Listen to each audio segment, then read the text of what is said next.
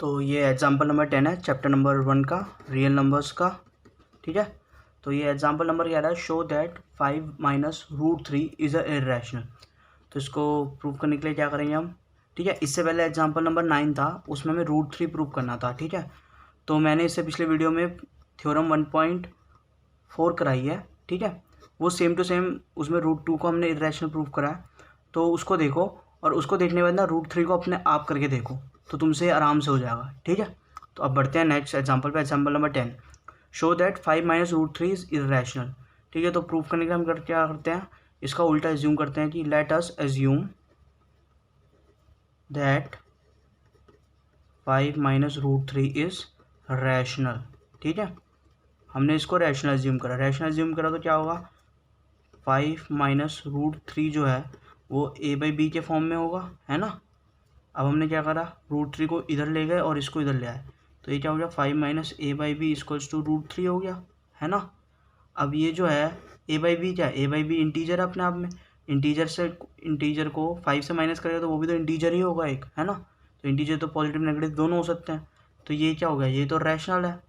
अब ये रैशनल है तो रूट 3 इज ऑल्सो रैशनल। ठीक है, बट ये क्या करता है, बट इट कॉन्ट्राडिक्ट्स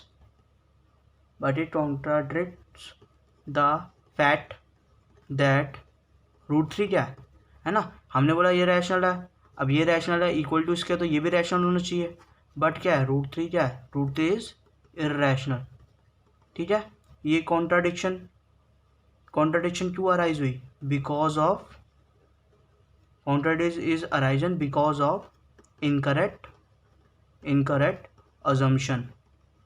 ठीक है, हमने assume ही गलत करा था, तभी तो ये contradiction आई है, इसलिए therefore 5 minus root 3 is irrational। ठीक है, यही तो प्रूफ करना था, आ गया हमारा।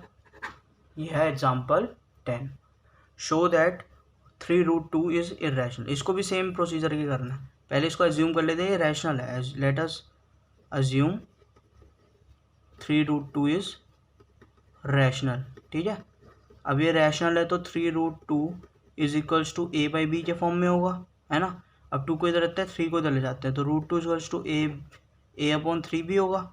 अब ए बाई जब इंटीजर है तो ए अपॉन 3 भी तो क्या होगा, इंटीजर ही होगा, इंटीजर है तो मतलब ये रैशनल है। अब ए अपॉन 3 भी is rational, so root 2 is also rational, है ना।